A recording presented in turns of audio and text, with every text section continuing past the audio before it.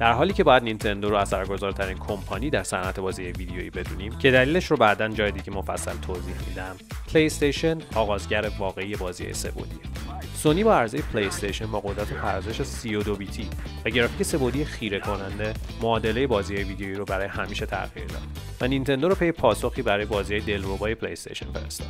در حالی که نینتندو 64 در دست ساخت بود، شیگرو میاموتو افسانه‌ای خالق ماریو و زلدا سخت مشغول کار کردن روی ماریو 64 بود. اما مشکل کجا بود؟ تیم ماریو 64 می‌خواستن بازیکن به جای نگاه از بیرون به بازی خودش رو داخل بازی تصور کنه. اما چطور؟ خب اونا در ابتدا دوربین رو به حالت درون بالای سر ماریو قرار دادن. ولی اینطوری تشخیص ارتفاع پرش‌های ماریو که هسته اصلی گیم پلی بازی محسوب میشد سخت بود.